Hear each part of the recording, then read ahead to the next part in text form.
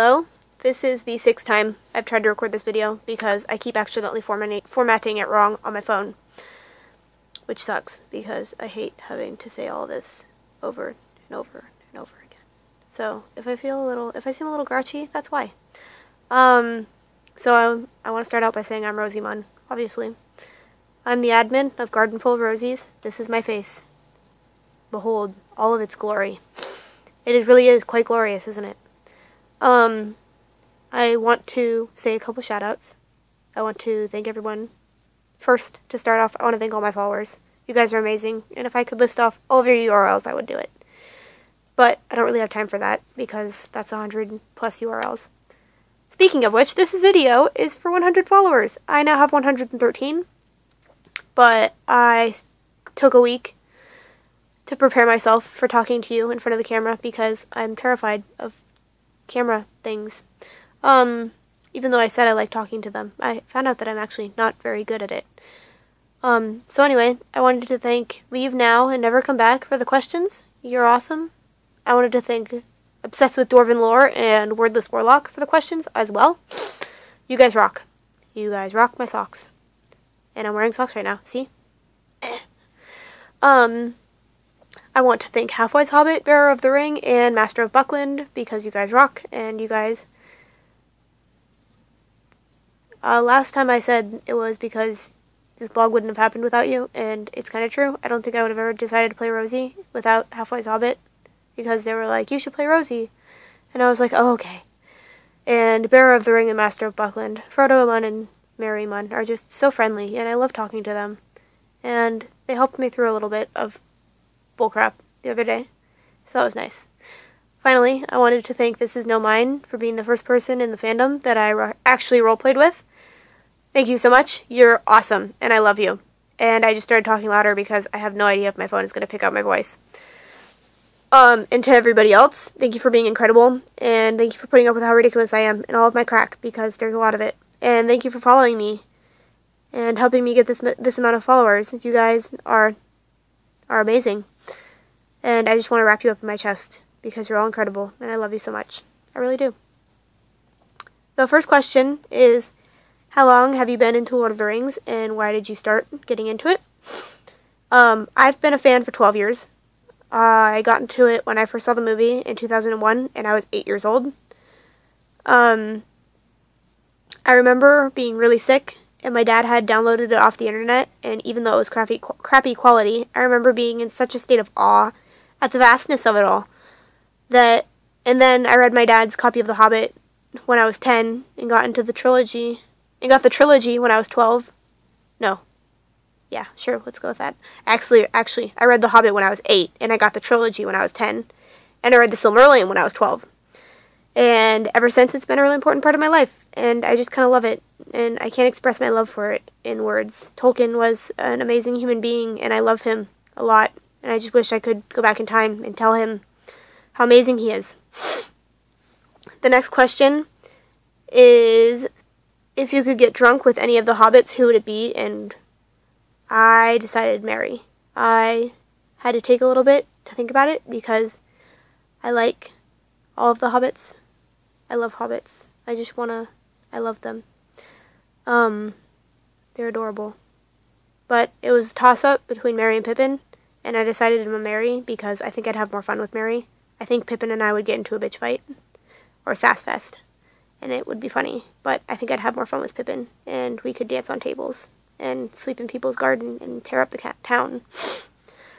The next question is, why did I want to play Rosie? And it's actually a bit of a long story. Before this blog was Rosie, it was Eleanor Ganji, and it was the first blog I made for Lord of the Rings, and I was really excited to play with everyone, but then I was hit this crippling shyness, and I was really worried that I wouldn't do Eleanor right, so I made Camellia, who is one of my 2 OCs, instead, and my other one is Jasmine, and she's cool. Anyway, I got used to the fandom, and I got used to playing with all of you, and I really wanted a Hobbit character still, so because I love hobbits, I've said that like 10 times, and I relate to hobbits the best. So anyway, I noticed that there wasn't really Rosie, And I always liked Rosie and Sam's relationship, but I was really nervous to play her at first because she was perfect, and she had to be perfect, and if she wasn't perfect, then I would be mad at myself because Sam deserves somebody who's perfect. So, I remember posting on Camelia's blog, if I made a Rosie, would it be such a crime? It wouldn't be such a crime, would it? And Halfwise Hobbit responded, and she was really excited, and I told her that I would make a Rosie. And I did. And now I love her, and she's precious, and I really like being able to explore her relationship with everybody and do things with her. And there's just so much possible when it comes to Rosie, and I love the freedom that comes with her. This jumped way down. Hold on. My next question is, how are you and Rosie alike? And Rosie and I are alike in a lot of different ways. I didn't really notice this until I started playing her, but I think the biggest similarity is how loyal we are to people. I kind of make a point in my life to help people and to be loyal, and I do it before getting around to helping myself, which is something I have in common with Rosie. Another thing we have in common is we have tons of guy friends who are all like my brothers. We all have guys that we adopted as our brothers, and I love them with all of my heart, and Rosie does too. And I think I only have 2 female friends in real life, and Rosie has like no female friends. I think the thing that's most different, I cut this question down, I had more to say about it, but I don't feel like saying it. I think the thing that's different about Rosie and I is, Rosie only has 4 siblings, 4 brothers, and I have 8, not counting my in-laws. I have 4 brothers and 4 sisters. Ish. I'm probably off, but I don't know, there's just too many of them for me to count. And I'm the oldest of my siblings, aside from my oldest brother, who is only older on my mom's side. I'm the oldest out of my dad's siblings, who are more numerous than my mom's siblings. It's confusing. And Rosie is smack in the middle. And so I think that I've spent more time trying to be an example to my little siblings. Well, Rosie didn't have to worry about setting a good example. I think that if we were born in the same time period, then Rosie and I would have a different amount of responsibility when it came to our families. My next question is, what is your favorite and least favorite aspects of Rosie?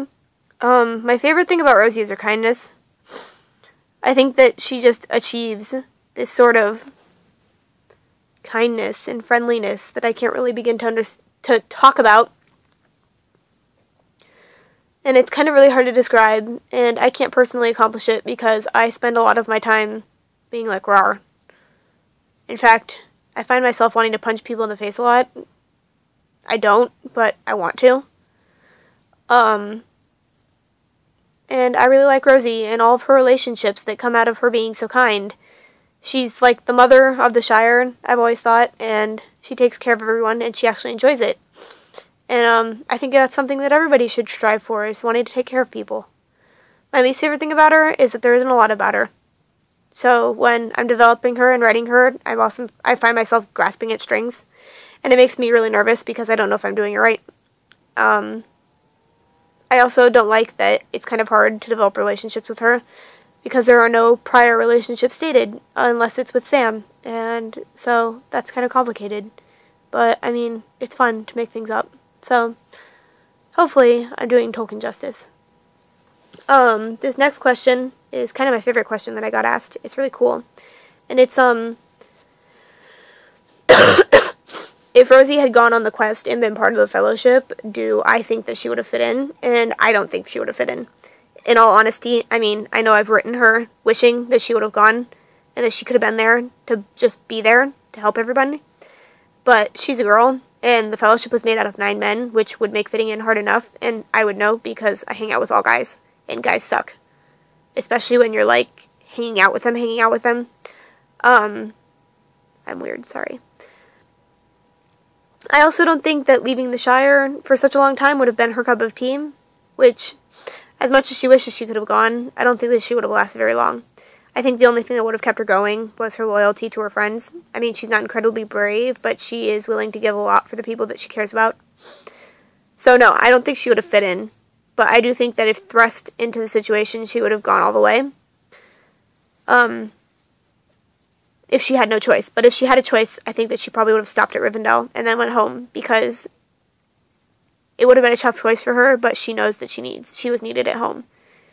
and she knows that she would have been worried about her friends, but she knows that there are more people who need her at home than the people that are on the journey in the fellowship.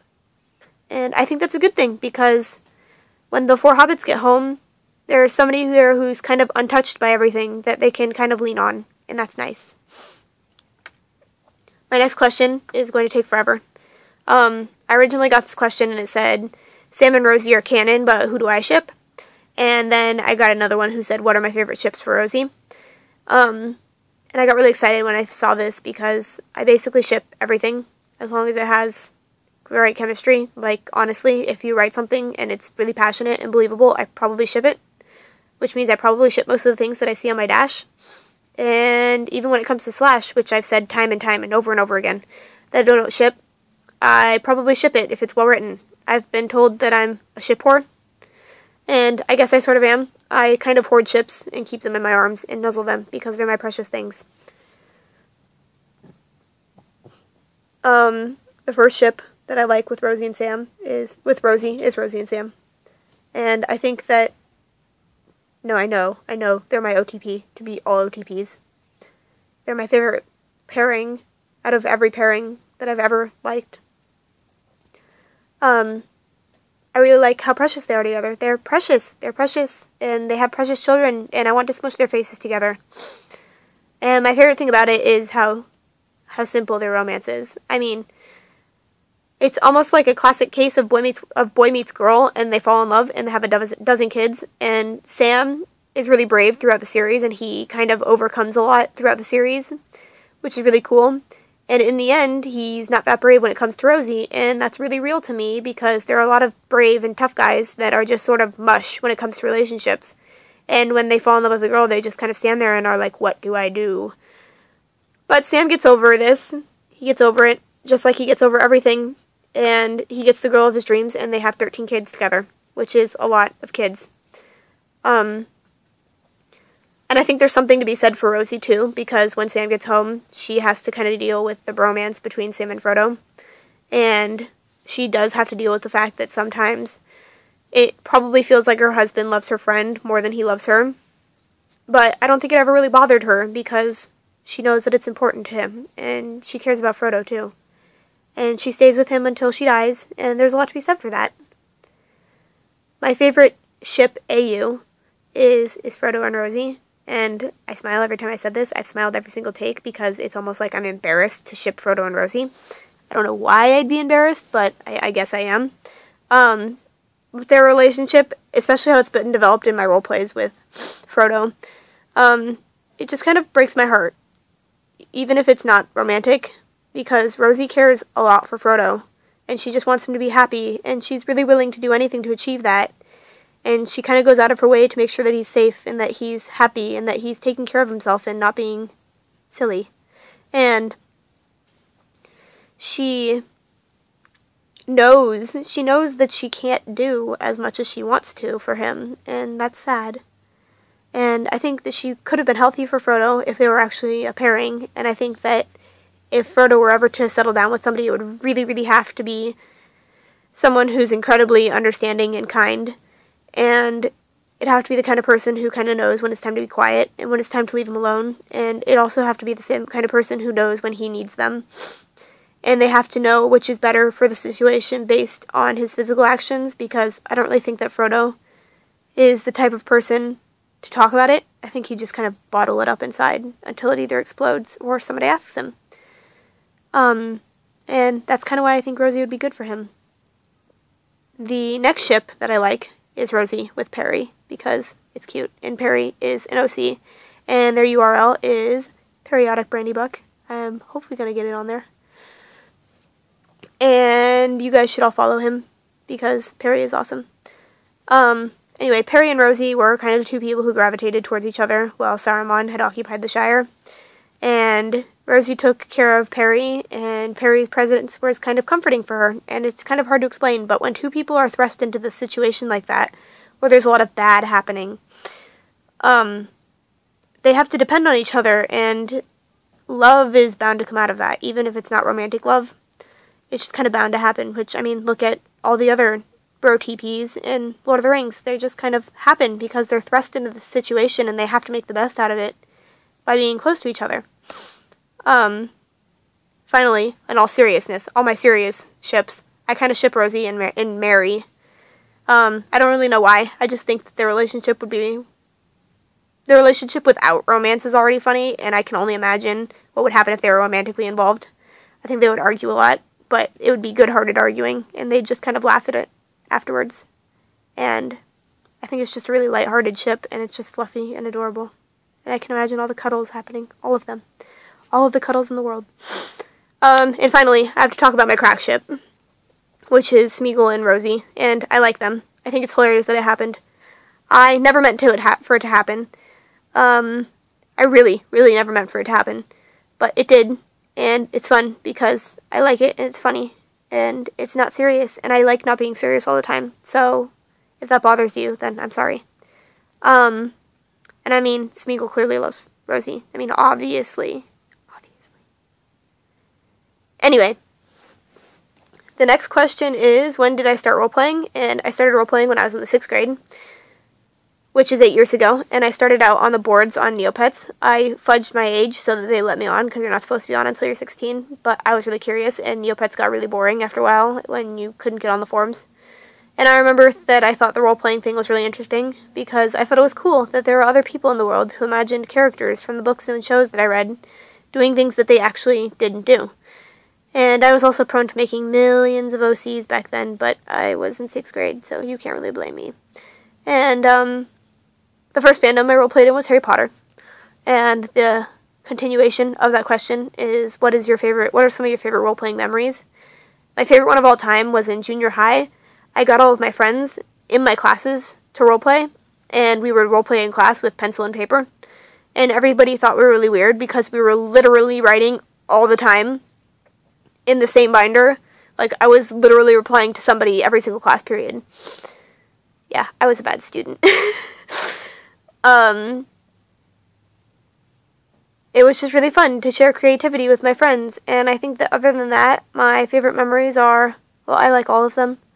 I'm really happy with what happened in my life. I mean, with role-playing.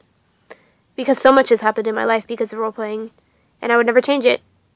And I love all the people I met, and they're awesome, just like you people.